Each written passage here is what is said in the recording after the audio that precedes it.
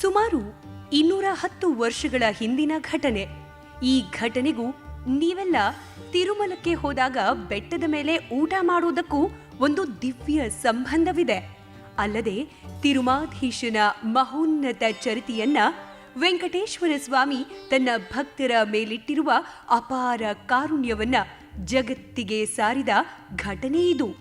ತನ್ನ ಪರಮ ಭಕ್ತ ಬಂಧುವಿಗಾಗಿ ವೈಭವೋಪೇತ ಬ್ರಹ್ಮೋತ್ಸವವನ್ನೇ ಅರ್ಧಕ್ಕೆ ನಿಲ್ಲಿಸಿ ಬಿಟ್ಟಿದ್ದ ವೆಂಕಟೇಶ್ವರ ಕೊನೆಗೆ ಆ ಭಕ್ತ ಬಂಧು ಬಂದು ಆರತಿ ಬೆಳಗಿದ ಮೇಲೆಯೇ ರಥ ಮುಂದಕ್ಕೆ ಹೋಗಿದ್ದು. ಏನಿದು ಭಕ್ತರ ಮತ್ತು ಭಕ್ತ ವತ್ಸಲ ಬಾಲಾಜಿಯ ಅಮೋಘ ನಂಟಿನ ಕಥೆ ತಿಳಿಸಿಕೊಡ್ತೀವಿ ಇಂದಿನ ವಿಶೇಷ ಸಂಚಿಕೆಯಲ್ಲಿ. ಮಹಿಮೆಗೆ ಸ್ವಾಗತ. ಬ್ರಹ್ಮೋತ್ಸವವೆಂದರೆ ಅದೊಂದು ಅತಿ ದೊಡ್ಡ ಧಾರ್ಮಿಕ ವಿಧಿ. ತಿರುಮಲದಲ್ಲಿ ಭಗವಂತ ಶ್ರೀನಿವಾಸ ಸ್ವಾಮಿ ಮೊಟ್ಟ ಮೊದಲ ಬಾರಿ ದೇಗುಲ ಪ್ರವೇಶ ಮಾಡಿದ ದಿನದಂದು ಅದ್ಧೂರಿ ಉತ್ಸವ ನಡೆದಿತ್ತು.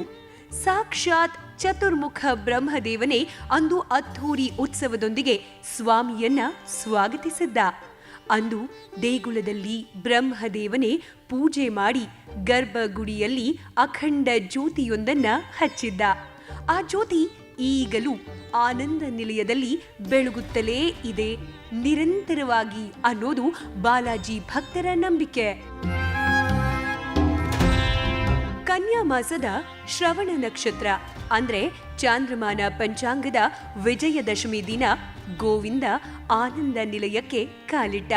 ಅಂದು ಆ ಶುಭ ಮುಹೂರ್ತದಲ್ಲಿ ಬ್ರಹ್ಮದೇವ ಮಾಡಿದ ಬ್ರಹ್ಮಾಂಡ ಉತ್ಸವವೇ ನಂತರ ಪರಂಪರಾಗತವಾಗಿ ನಡೆದುಕೊಂಡು ಬಂದಿರೋ ಬ್ರಹ್ಮೋತ್ಸವ. ತಿರುಮಲಾಧೀಶನ ಸನ್ನಿಧಿಯಲ್ಲಿ ಬ್ರಹ್ಮೋತ್ಸವಕ್ಕೆ ಅತ್ಯಂತ ಮಹತ್ವವಾದ ಸ್ಥಾನವಿದೆ. ಇಂತಹ ಬ್ರಹ್ಮೋತ್ಸವಕ್ಕೆ ಸುಮಾರು 210 ವರ್ಷಗಳ ಹಿಂದೆ ಭಾರೀ ಗಂಡಾಂತರ ಬಂದು ಬಿಟ್ಟಿತ್ತು. ಬ್ರಹ್ಮೋತ್ಸವ ನಡೆಯೋ ಮಾಡ ಬೀದಿಯಲ್ಲಿ ಭಗವಂತ ಸಾಗುತ್ತಿರುವಾಗ ಇದ್ದಕ್ಕಿದ್ದಂತೆ ಈಶಾನ್ಯ ದಿಕ್ಕಿನಲ್ಲಿಯೇ ನಿಂತು ಬಿಟ್ಟ. ಏನೇ ಮಾಡಿದ್ರೂ ಉತ್ಸವ ಮುಂದೆ ಹೋಗ್ತಿಲ್ಲ. ಎಲ್ಲರಿಗೂ ಆಶ್ಚರ್ಯ, ಜೊತೆಗೆ ಗಾಬರಿಯೂ ಆಯ್ತು. ಇದೇನಾಗ್ತಿದೆ ಅಂತ ಎಲ್ರೂ ಇನ್ನಷ್ಟು ಬಲ ಹಾಕಿ ಮುಂದೆ ಹೊರಡಲು ಅನುವಾದ್ರು. ಇನ್ನಷ್ಟು ಹೆಚ್ಚಿನ ಸಂಖ್ಯೆಯಲ್ಲಿ ಜನರೂ ಕೈ ಜೋಡಿಸಿದ್ರು. ಆದ್ರೂ ಉತ್ಸವ ಮಾತ್ರ ಮುಂದೆ ಹೋಗ್ತಿಲ್ಲ. ಆಗ ಅಲ್ಲಿದ್ದವರಲ್ಲಿ ಒಬ್ಬರು ಹೇಳಿದ ಮಾತೆಂದರೆ, ಇದಕ್ಕೆಲ್ಲ ಕಾರಣ ಆ ಪರಮ ಭಕ್ತಿಯನ್ನ ನಾವು ಅವಮಾನ ಮಾಡಿದ್ದೇ ಅಂತ. ಕೆಲವು ಅರ್ಚಕರು ಪ್ರಧಾನ ಅರ್ಚಕರಿಗೆ ನೇರವಾಗಿಯೇ ಈ ವಿಷಯ ಹೇಳಿಬಿಟ್ಟರು. ಅವರಲ್ಲಿ ಹೋಗಿ ಕ್ಷಮೆ ಕೇಳಿ ಅವರಿಂದ ಆರತಿ ಮಾಡಿಸಿದರಷ್ಟೇ ಮತ್ತೆ ರಥ ಸಾಂಗೋಪಾಸಾಂಗವಾಗಿ ನಡೆಯೋದು ಅನ್ನೋ ಅಭಿಪ್ರಾಯ ಕೇಳಿಬಂತು. ಇದು ನಿಜವೂ ಆಯ್ತು. ಹಾಗಾದ್ರೆ ಅವಮಾನಿತರಾದವರು ಯಾರು? ಇವರಿಗೂ ಬ್ರಹ್ಮರಥೋತ್ಸವಕ್ಕೂ ಏನು ನಂಟು ಅನ್ನೋದನ್ನ ತಿಳಿದುಕೊಳ್ತಾ ಹೋದ್ರೆ ತೆರೆದುಕೊಳ್ಳೋದೇ ತರಿಗೊಂಡ ವೆಂಗಮಾಂಬ ಮಾತೆಯ ಮಹೋನ್ನತ ಚರಿತೆ. 1730 ತರಿಗೊಂಡ ಅನ್ನೋ ಊರಿನಲ್ಲಿ ಹೆಣ್ಣು ಮಗುವಿನ ಜನನವಾಗುತ್ತೆ. ಬಾಲಕಿಗೆ ವೆಂಗಮಾಂಬ ಅನ್ನೋ ಹೆಸರಿಡ್ತಾರೆ ಪೋಷಕರು.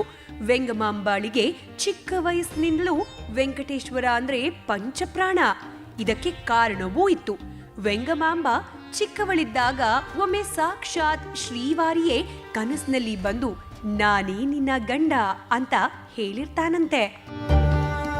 ಇದೇ ದೈವ ಭ್ರಮೆಯಲ್ಲಿರ್ತಾರೆ ಬಾಲಕಿ ಸಹ. ಆದ್ರೆ ಇದನ್ನ ನೋಡಿದ ಅಕ್ಕಪಕ್ಕದವರು, ಗ್ರಾಮಸ್ಥರು, ನೆಂಟರಿಷ್ಟರು ಮಾತ್ರ ಈ ಹುಡುಗಿಗೆ ತಲೆ ಸರಿಯಿಲ್ಲ ಅಂದ್ಕೊಂಡಿರ್ತಾರೆ. ಇದರಿಂದ ವೆಂಗಮಾಂಬ ಪೋಷಕರು ಸಹ ಗಾಬರಿಯಾಗಿ ಬಿಡ್ತಾರೆ. ಕೂಡ್ಲೇ ಏನಾದ್ರೂ ಒಂದು ಮಾಡ್ಲೇಬೇಕು ಅಂತ ಅತ್ಯಂತ ತ್ವರಿತವಾಗಿ ಒಂದು ಮದುವೆ ಮಾಡೋಕೆ ನಿರ್ಧಾರ ಮಾಡ್ತಾರೆ. ಖಂಡಿತ ಒತ್ತಾಯಪೂರ್ವಕವಾಗಿಯೇ. ಈ ಮದುವೆ ಆದದ್ದು ಅತ್ಯಂತ ಚಿಕ್ಕ ವಯಸ್ಸಿನಲ್ಲಿ, ಅದು ಕೂಡ ಒತ್ತಾಯ ಪೂರ್ವಕ ಬಾಲ್ಯ ವಿವಾಹ. ಹೀಗಾಗಿ ವಯಸ್ಸಿಗೆ ಬಂದಾಗಲೇ ಇದರ ಪರಿಣಾಮ ಗೊತ್ತಾಗುವುದು. ವೆಂಗಮಾಂಬರನ್ನ ಮುಟ್ಟುತ್ತಲೇ ಮದುವೆಯಾಗಿದ್ದ ಹುಡುಗ ಸತ್ತು ಹೋಗುತ್ತಾನೆ.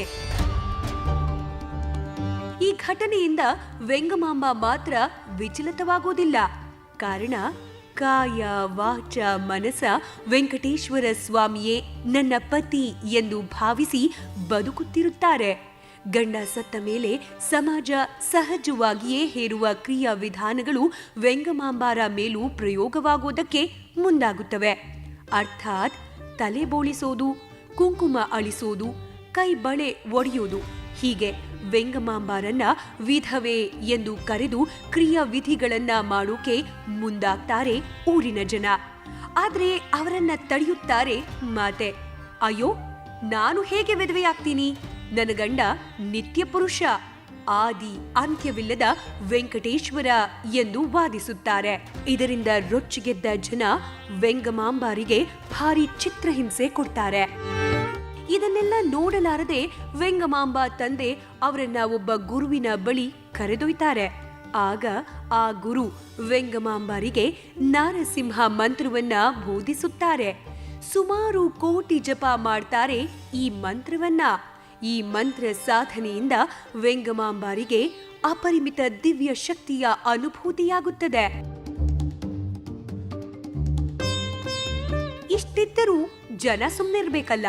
ವೆಂಗಮಾಂಬಾ ವೈಧವ್ಯವನ್ನ ಕೆಣಕುತ್ತಲೇ ಇರುತ್ತಾರೆ.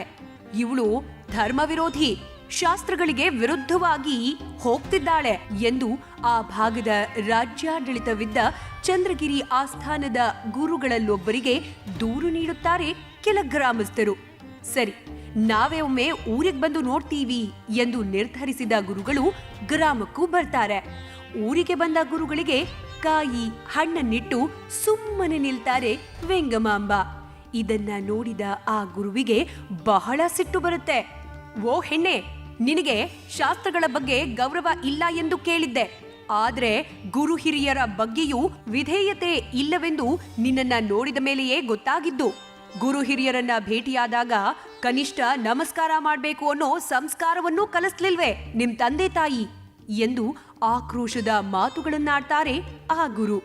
ಆಗ ನಸುನಕ್ಕ ಮಾತೆ ವೆಂಗಮಾಂಬಾ, ಗುರುಗಳೇ, ನಾನು ನಮಸ್ಕಾರ ಮಾಡೋದು ನನ್ನ ಆತ್ಮ ಸಖನಾದ ವೆಂಕಟೇಶ್ವರನಿಗೆ ಮಾತ್ರ.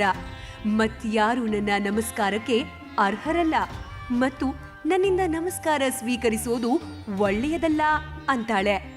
ನಾನು ನಮಸ್ಕಾರ ಮಾಡಿದ್ರೆ ಏನಾಗತ್ತೆ ನೋಡ್ತೀರಾ ಎಂದು ಪ್ರತಿ ಮಾತನಾಡ್ತಾರೆ ವೆಂಗಮಾಂಬಾ. ಎಲ್ಲರಿಗೂ ಕೋಪ ಬರುತ್ತೆ. ಎಂಥ ಧಿಮಾಕು ಈ ಹೆಣ್ಣಿಗೆ, ಗುರುಗಳಿಗೆ ಹಿಂಗೆಲ್ಲ ಮಾತನಾಡ್ತಾಳಲ್ಲ ಅನ್ಸುತ್ತೆ. ಜೊತೆಗೆ ಗುರುಗಳಿಗೂ ಆಶ್ಚರ್ಯವಾಗುತ್ತೆ. ಸರಿ, ನೋಡೇ ಬಿಡೋಣ, ಏನಿದು ಇವಳ ಸವಾಲು ಅಂತ. ಮಾಡಮ್ಮ ನಮಸ್ಕಾರ, ನಾನು ನೋಡೇ ಬಿಡ್ತೀನಿ, ಏನಾಗತ್ತೆ ಅಂತ ಹೇಳ್ತಾರೆ. ಹಾಗಾದ್ರೆ ಪಕ್ಕಕ್ಕೆ ಬನ್ನಿ ಎಂದು ಅವರನ್ನ ಬದಿಗೆ ಸರಿಸಿ ಅವರು ಕೂತಿದ್ದ ಪೀಠಕ್ಕೆ ನಮಸ್ಕಾರ ಮಾಡ್ತಾರೆ ವೆಂಗಮಾಂಬಾ. ಕೂಡ್ಲೆ ಆ ಪೀಠ ಸುಟ್ಟು ಭಸ್ಮವಾಗಿ ಬಿಡುತ್ತೆ. ಪೀಠ ಹೊತ್ತಿ ಉರಿಯೋದನ್ನ ನೋಡಿ ಗುರುಗಳು ಸೇರಿದಂತೆ ಊರಿಗೆ ಊರೇ ಬೆಚ್ಚಿ ಬೀಳುತ್ತೆ ಆ ಕ್ಷಣ. ವೆಂಗಮಾಂಬಾಳನ್ನ ಸಾಕ್ಷಾತ್ ನರಸಿಂಹ ಸ್ವಾಮಿಯೇ ಕಾಪಾಡುತ್ತಾನೆ. ಈ ಮಹಾ ಮಹಿಮಾನ್ವಿತಳನ್ನ ಸಹವಾಸಕ್ಕೆ ಹೋಗ್ಬೇಡಿ ಎಂದು ಎಚ್ಚರಿಕೆಯನ್ನ ಕೊಟ್ಟ ಗುರುಗಳು ಊರಿಂದ ಹೊರಡುತ್ತಾರೆ. ಇದಾದ ಮೇಲೆ ಅಲ್ಲೇ ಊರಲ್ಲಿದ್ದ ಆಂಜನೇಯ ಸ್ವಾಮಿ ದೇಗುಲದಲ್ಲಿ ನಿತ್ಯವೂ ಧ್ಯಾನಾರಾಧನೆ ಮಾಡುತ್ತಾ ಕಾಲ ಕಳೆಯೋಕೆ ಆರಂಭಿಸಿದ್ರು.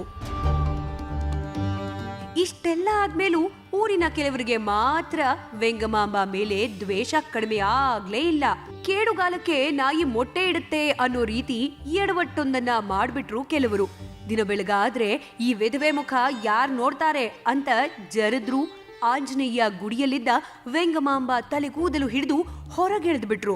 ಊರಿನಿಂದಲೇ ಹೊರ ಹೋಗುವಂತ ಬಹಿಷ್ಕಾರ ಹಾಕಿದ್ರು ಆ ದುರುಳರು.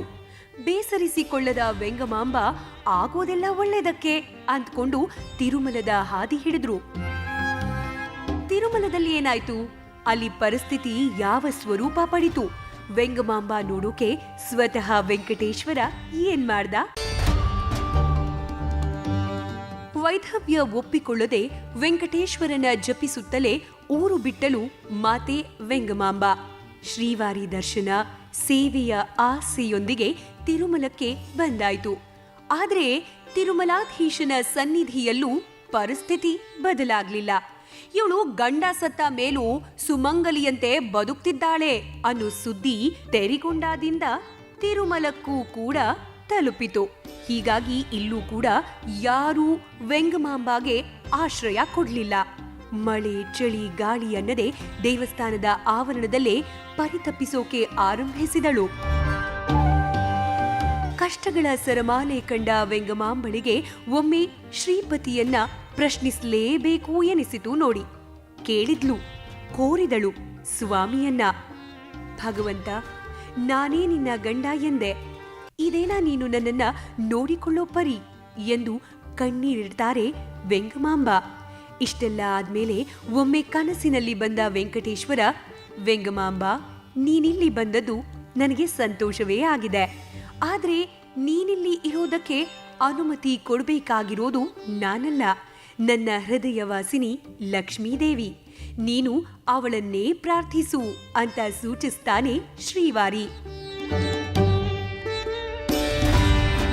ಶ್ರೀನಿವಾಸ ಸ್ವಾಮಿ ಸೂಚನೆಯಂತೆ ಲಕ್ಷ್ಮೀದೇವಿಯನ್ನ ಕುರಿತು ಪ್ರಾರ್ಥನೆ ಮಾಡ್ತಾಳೆ ವೆಂಗಮಾಂಬ. ಅಸಲಿ ವಿಷಯ ಏನಂದ್ರೆ, ಈ ವೆಂಗಮಾಂಬ ಮತ್ಯಾರೂ ಅಲ್ಲ, ಸಾಕ್ಷಾತ್ ಲಕ್ಷ್ಮೀದೇವಿಯ ಕೈಯಲ್ಲಿರುವ ಕಮಲದ ಅಂಶವೇ ಆಗಿರುತ್ತಾಳೆ. ಕಲಿಯುಗ ವರದನ ಲೀಲಾ ವಿನೋದದ ಭಾಗವಾಗಿ ವೆಂಗಮಾಂಬಾಳಾಗಿ ತೆರಿಗೊಂಡಾದಲ್ಲಿ ಕಾರಣ ಜನ್ಮವೆತ್ತಿರುತ್ತಾರೆ ಅಷ್ಟೇ. ಇಷ್ಟದ್ಮೇಲೆ ಲಕ್ಷ್ಮೀದೇವಿ ಕರುಣಿಸದೇ ಇರ್ತಾಳ?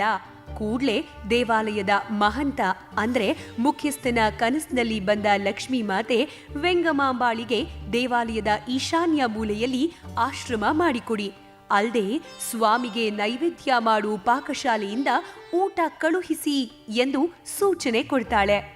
ಲಕ್ಷ್ಮೀದೇವಿ ಸೂಚನೆಯಂತೆ ವೆಂಗಮಾಂಬಾಳಿಗೆ ಈಶಾನ್ಯ ದಿಕ್ಕಿನಲ್ಲಿ ಆಶ್ರಮವಾಗುತ್ತೆ. ಆಶ್ರಮಕ್ಕೆ ಸ್ವಾಮಿವಾರಿ ಪಾಕಶಾಲೆಯಿಂದ ಊಟ ಬರುತ್ತಿರುತ್ತೆ. ಇದೇ ರೀತಿ ವೆಂಗಮಾಂಬ ಜೀವನ ಸಾಗಿರುತ್ತೆ. ಈ ರೀತಿ ಸ್ವಾಮಿ ಧ್ಯಾನಾದಿ ಕೆಲಸಗಳಲ್ಲಿ ಮಗ್ನವಾಗಿರುವಾಗ ಸ್ವಾಮಿ ಪ್ರಿಯವಾದ ತುಳಸಿವನ ನಿರ್ಮಾಣ ಮಾಡಬೇಕು ಅನ್ನೋ ಪ್ರೇರಣೆಯಾಗತ್ತೆ ಮಾತೆಗೆ. ಕೂಡ್ಲೆ ಅಲ್ಲೊಂದು ಪುಟ್ಟ ತುಳಸಿವನ ನಿರ್ಮಾಣ ಮಾಡೋಕೆ ನಿರ್ಧರಿಸಿದ ಮೇಲೆ ನೀರಿಗೆ ಅಂತ ಒಂದು ಬಾವಿ ತೋಡೋಕೆ ಮುಂದಾಗಲಾಗುತ್ತೆ. ತೋಡುತ್ತಿರುವಾಗ ಮಧ್ಯೆ ಒಂದು ಬಂಡೆ ಬರುತ್ತೆ. ಭೂಮಿ ಕುಸಿದು ಆ ಬಂಡೆ ಬಾವಿಗೆ ಬಿದ್ದಿದ್ರಿಂದ ಮುಂದೇನ್ ಮಾಡ್ಬೇಕು ಅನ್ನೋದು ಗೊತ್ತಾಗೋದಿಲ್ಲ ಕೆಲಸಗಾರರಿಗೆ. ಎಲ್ರೂ ಕೂಡ ವೆಂಗಮಾಂಬಾಳ ಮೊರೆ ಹೋಗ್ತಾರೆ. ಆಗ ವೆಂಗಮಾಂಬ ಆ ಬಂಡೆಯ ಮೇಲೆ ಕೂತು ಶಿವ ಧ್ಯಾನ ಮಾಡ್ತಾರೆ. ಭಗವಂತ, ನಿನ್ನ ಪರಮ ಮಿತ್ರ ವೆಂಕಟೇಶ್ವರನಿಗೆ ತುಳಸಿವನ ನಿರ್ಮಾಣ ಮಾಡಬೇಕು. ದಯವಿಟ್ಟು ಗಂಗೆ ಕಳುಹಿಸು. ಈ ಬಂಡೆ ಮೇಲೆ ಗಂಗೆ ಹರಿಯಲಿ. ಆಗ ತಂತಾನೆ ಸಮಸ್ಯೆ ನಿವಾರಣೆಯಾಗತ್ತೆ ಎಂದು ಧ್ಯಾನಿಸಿ ಅಲ್ಲಿಂದ ಎದ್ದು ಹೊರಬರ್ತಾರೆ. ಮರುದಿನ ಬೆಳಗ್ಗೆ ಈ ಬಂಡೆ ಒಡೆಯುತ್ತೆ. ಗಂಗೆ ಹೊರಬರ್ತಾಳೆ, ಬನ್ನಿ ಎಂದು ಎಲ್ಲರಿಗೂ ತಿಳಿಸಿ ಆಶ್ರಮಕ್ಕೆ ವಾಪಸ್ ಹೋಗಿಬಿಡ್ತಾಳೆ ಮಾತೆ. ನಾಳೆ ಬೆಳಗ್ಗೆವರೆಗೂ ಆಗ್ಲೇ ಇಲ್ಲ. ಏನಾಶ್ಚರ್ಯ, ಅಂದು ರಾತ್ರಿಯೇ ಬಂಡೆ ಸೀಳಿ ನೀರು ಹೊರಬರುತ್ತೆ. ಬಾವಿ ನಿರ್ಮಾಣವಾಗುತ್ತೆ. ಈ ಬಾವಿಯನ್ನ ಈಗ್ಲೂ ಅಮ್ಮೋರ ಬಾವಿ ಅಂತಲೇ ಕರೆಯಲಾಗುತ್ತೆ. ಈಗ್ಲೂ ಕೂಡ ತಿರುಮಲದಲ್ಲಿ ಈ ಬಾವಿ ಇದೆ. ಸ್ವಾಮಿ ಸೇವೆಗೆ ಅಂತ ಇರೋ ಆನೆಗಳನ್ನ ಇಟ್ಟಿರೋ ಗಜಶಾಲೆ ಸಮೀಪವೇ ಇದೆ ಈ ವೆಂಗಮಾಂಬ ಬಾವಿ. ಈ ಘಟನೆಯಾದ ಮೇಲೆ ಆಶ್ರಮಕ್ಕೆ ಹಲವಾರು ಭಕ್ತರು ಬರೋಕೆ ಆರಂಭಿಸುತ್ತಾರೆ. ವೆಂಗಮಾಂಬ ಜನಪ್ರಿಯತೆ ಇಡೀ ತಿರುಮಲದ ದಶ ದಿಕ್ಕುಗಳಲ್ಲೂ ವ್ಯಾಪಿಸುತ್ತೆ. ತಾನು ನಿರ್ಮಿಸಿದ್ದ ತುಳಸಿವನದಿಂದ ನಿತ್ಯವೂ ಸ್ವಾಮಿಗೆ ತುಳಸಿ ಮಾಲೆ ಮಾಡಿಕೊಂಡು ಸ್ವಾಮಿ ಅಲಂಕಾರಕ್ಕೆ ಸೇವೆ ಮಾಡುತ್ತಿರುತ್ತಾಳೆ ವೆಂಗಮಾಂಬ. ಇದೇ ರೀತಿ ಒಂದು ಸಲ ಬ್ರಹ್ಮೋತ್ಸವದ ಹಿಂದಿನ ದಿನ ತುಳಸಿ ಮಾಲೆ ತಂದು ಸ್ವಾಮಿಗೆ ಆರತಿ ಬೆಳಗುತ್ತಾಳೆ ಮಾತೆ. ಮೊದಲೇ ವೆಂಗಮಾಂಬ ಜನಪ್ರಿಯತೆಯಿಂದ ಕುದ್ದು ಹೋಗಿದ್ದ, ಅಸೂಯೆಗೆ ಒಳಗಾಗಿದ್ದ ದೇಗುಲದ ಪ್ರಧಾನ ಅರ್ಚಕ ಅಕ್ಕಾರಾಮ್ ಅನ್ನೋನಿಗೆ ಇದನ್ನ ಸಹಿಸೋಕೆ ಆಗೋದಿಲ್ಲ. ನಿನ್ನಂತಹ ವಿಧವೆ ಈ ರೀತಿ ಅಲಂಕಾರ ಮಾಡ್ಕೊಳ್ಳೋದೇ ತಪ್ಪು. ಅಂಥದ್ರಲ್ಲಿ ಸ್ವಾಮಿ ಬ್ರಹ್ಮೋತ್ಸವ ಆರಂಭವಾಗೋ ಮುನ್ನ ಈ ರೀತಿ ಆರತಿ ಬೇರೆ ಮಾಡಿದ್ದೀಯಾ ಅಂತ ಅವಮಾನಿಸಿ ದೇಗುಲದಿಂದ ಹೊರಗಟ್ಟು ಬಿಡುತ್ತಾನೆ. ಈ ರೀತಿ ಆಗಿದ್ದಕ್ಕೆ ವೆಂಗಮಾಂಬ ಆಶ್ರಮವಿದ್ದ ದಿಕ್ಕಿನಲ್ಲಿ ಸರಿಯಾಗಿ ಅಂದು ಬ್ರಹ್ಮೋತ್ಸವ ನಿಂತು ಹೋಗಿರುತ್ತೆ ನೋಡಿ. ಈ ವಿಚಾರ ಅರಿವಾಗಿ ಉಳಿದ ಅರ್ಚಕರು ವೆಂಗಮಾಂಬಾರನ್ನ ಕರೆಸಿ ತಪ್ಪಾಯ್ತು ಅಂತ ಕ್ಷಮೆ ಕೇಳಿ ಅವರಿಂದಲೇ ಆರತಿ ಬೆಳಗಿಸಿ ಮತ್ತೆ ಬ್ರಹ್ಮೋತ್ಸವ ನೆರವೇರುವಂತೆ ಮಾಡಿರ್ತಾರೆ. ಇದರಿಂದ ಇನ್ನಷ್ಟು ಅವಮಾನಕ್ಕೊಳಗಾಗ್ತಾನೆ ಪ್ರಧಾನ ಅರ್ಚಕ ಅಕ್ಕಾರಾಮ್. ಅವಮಾನಕ್ಕೊಳಗಾದ ಅರ್ಚಕ ಅಕ್ಕಾರಾಮ್ ಮುಂದೇನ್ ಮಾಡ್ದ ನೋಡೋಣ.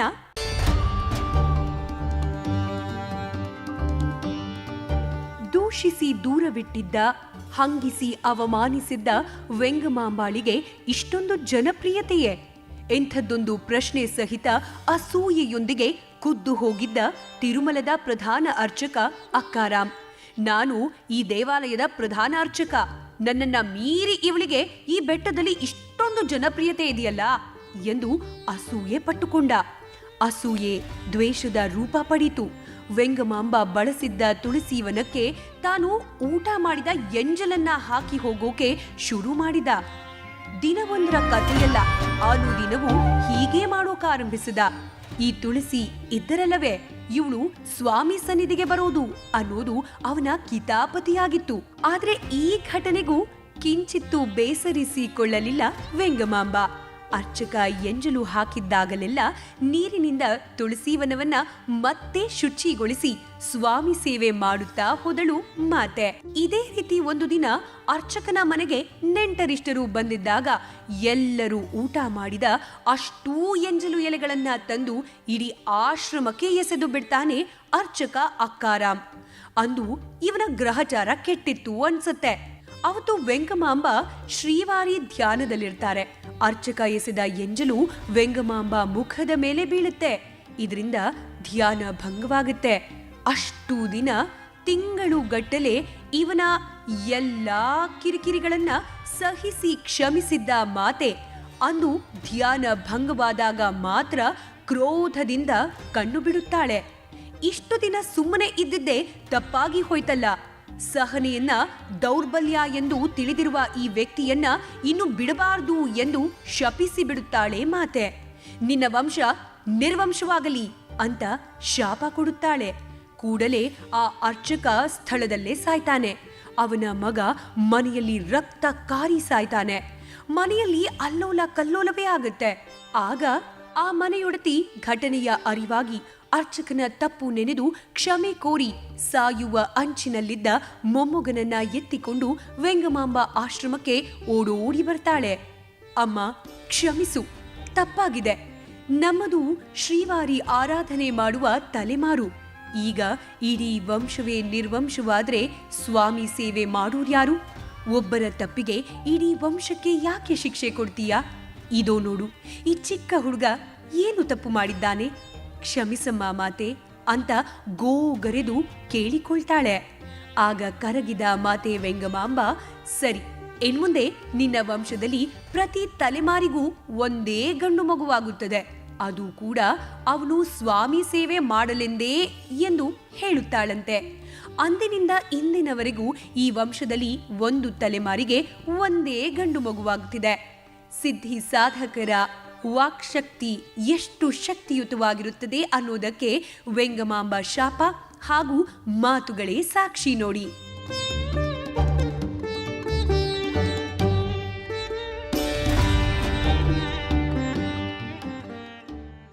ಆ ಅಕ್ಕಾರಾಮ್ ಅರ್ಚಕನೇನೋ ಸತ್ ಹೋದ.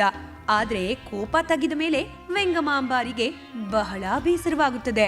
ಇಷ್ಟೆಲ್ಲ ಧ್ಯಾನಾದಿ ಸೇವೆಗಳನ್ನ ಮಾಡಿಯೂ ನಾನು ಈ ರೀತಿ ಕ್ಷಣಿಕ ಕೋಪಕ್ಕೆ ತುತ್ತಾಗಿ ಆ ವ್ಯಕ್ತಿ ಹಾಗೂ ಮಗನನ್ನ ಕೊಂದೇ ಬಿಟ್ಟನಲ್ಲ ಅನ್ನೋ ನೋವು ವಿಪರೀತವಾಗಿ ಕಾಡುತ್ತದೆ ವೆಂಗಮಾಂಬಾರಿಗೆ. ಇದೇ ಬೇಸರದಲ್ಲಿ ಅಂದು ಸಂಜೆ ಸ್ವಾಮಿ ಆರತಿಗೆ ಹೋಗ್ತಾರೆ ವೆಂಗಮಾಂಬ. ಅಂದು ನಡೆಯುತ್ತದೆ ನೋಡಿ ನಿಜವಾದ ಪವಾಡ. ಸಾಕ್ಷಾತ್ ವೆಂಕಟೇಶ್ವರ ಸ್ವಾಮಿ ಚತುರ್ಭುಜಧಾರಿಯಾಗಿ ನಿಜ ಶರೀರದ ರೂಪದಲ್ಲಿ ಮೊಟ್ಟ ಮೊದಲ ಬಾರಿಗೆ ದರ್ಶನ ಕೊಡ್ತಾನೆ ವೆಂಗಮಾಂಬಾರಿಗೆ. ಅಷ್ಟೂ ದಿನ ಬದುಕಿನ ಎಲ್ಲ ಘಟನೆಗಳಲ್ಲೂ ಕನಸಿನಲ್ಲಿ ಮಾತ್ರ ಸ್ವಾಮಿಯನ್ನ ದರ್ಶಿಸಿರ್ತಾರೆ ವೆಂಗಮಾಂಬ. ಅಂದು ಮಾತ್ರ ಮೊಟ್ಟ ಮೊದಲ ಬಾರಿಗೆ ನಿಜ ಶರೀರ ದರ್ಶನವಾಗುತ್ತದೆ. ಮಾತೆಯ ಬೇಸರ ಅರಿತಿದ್ದ ಭಗವಂತ ಬೇಸರಿಸಿಕೊಳ್ಳಬೇಡ ವೆಂಗಮಾಂಬ, ನಿಜ ಭಕ್ತರಿಗೆ ಅವಮಾನ ಮಾಡಿದರೆ ಏನಾಗುತ್ತದೆ ಎಂದು ಜಗತ್ತಿಗೆ ತೋರಿಸಲೆಂದೇ ನಾನೇ ನಿನಗೆ ಅಂತಹ ಕೋಪೋದ್ರಿಕ್ತ ಪ್ರೇರಣೆ ಕೊಟ್ಟಿದ್ದೆ. ನಿನ್ನ ಅನಂತ ಸೇವೆಗೆ ನಾನು ಧನ್ಯನಾಗಿದ್ದೇನೆ. ಇಂದಿನಿಂದ ಪ್ರತಿದಿನವೂ ನನಗೆ ನಡೆಯುವ ಕಟ್ಟ ಕಡೆಯ ಸೇವೆ ಅಂದ್ರೆ ಅದು ನಿನ್ನ ಆರತಿಯೇ ಎಂದು ವರ ಕೊಡುತ್ತಾನೆ ಶ್ರೀನಿವಾಸ. ಅಂದಿನಿಂದ ಇಂದಿನವರೆಗೂ ಕೂಡ ವೆಂಗಮಾಂಬ ಆರತಿ ಸೇವೆ ನಡೆಯುತ್ತಿದೆ ಸನ್ನಿಧಾನದಲ್ಲಿ. ಅಂದಹಾಗೆ ಇನ್ನೊಂದು ಮಹತ್ವದ ಮಾಹಿತಿ ಏನ್ ಗೊತ್ತಾ? ಗೊತ್ತೋ ಗೊತ್ತಿಲ್ಲದೆಯೋ ನೀವು ಕೂಡ ತಿರುಮಲಕ್ಕೆ ಹೋದಾಗ ಈ ಮಹಾಮಹಿಮ ವೆಂಗಮಾಂಬ ಆಶ್ರಮಕ್ಕೆ ಹೋಗಿ ಬರ್ತೀರಿ. ಅದೇಗ್ ಸಾಧ್ಯ ಅಂದ್ರೆ ಇಲ್ಲಿದೆ ನೋಡಿ ಉತ್ತರ. ವೆಂಗಮಾಂಬ ಆ ಕಾಲಘಟ್ಟದಲ್ಲಿ ವಾಸವಿದ್ದ ಆಶ್ರಮ ಮತ್ಯಾವುದೂ ಅಲ್ಲ ವೀಕ್ಷಕರೇ. ನಾವು ನೀವು ಎಲ್ಲ ಈಗ ಊಟಕ್ಕೆ ಕೂರ್ತೀವಲ್ಲ, ಪ್ರಸಾದ ನಿಲಯ ಅದೇ ಆ ಜಾಗ. ಯಾವ ಜಾಗದಲ್ಲಿ ಕೂತು ವೆಂಗಮಾಂಬ ಶ್ರೀನಿವಾಸ ಸ್ವಾಮಿಯ ಪಾಕಶಾಲೆಯಿಂದ ಬಂದ ಊಟ ಮಾಡ್ತಿದ್ರೋ ಅದೇ ಜಾಗದಲ್ಲಿ ಕೂತು ನಾವು ಶ್ರೀವಾರಿ ಪ್ರಸಾದ ಸೇವಿಸ್ತೀವಿ. ಹೀಗಾಗಿಯೇ ಈ ಜಾಗಕ್ಕೆ ಅವರ ಹೆಸರನ್ನೇ ಇಡಲಾಗಿದೆ. ಈ ಜಾಗಕ್ಕೆ ಎಂಥ ಪೌರಾಣಿಕ ಹಿನ್ನೆಲೆ ಇದೆ ನೋಡಿ. ಹೀಗಾಗಿ ಮುಂದಿನ ಸಲ ಈ ಜಾಗದಲ್ಲಿ ಕೂತು ಊಟ ಮಾಡುವಾಗ ಒಮ್ಮೆ ವೆಂಗಮಾಂಬ ದೇವಿಯ ಚರಿತೆಯನ್ನ ನೆನಪು ಮಾಡಿಕೊಳ್ಳಿ. ಇದು ತಿರುಮಲಾಧೀಶನ ಹಲವಾರು ಮಹಾಭಕ್ತರಲ್ಲಿ ಒಬ್ಬರಾದ ವೆಂಗಮಾಂಬ ಮಾತೆಯ ಮಾಹಿತಿ. ಮತ್ತೊಂದು ವಿಶೇಷ ಸಂಚಿಕೆಯೊಂದಿಗೆ ಭೇಟಿಯಾಗೋಣ. ನಮಸ್ಕಾರ.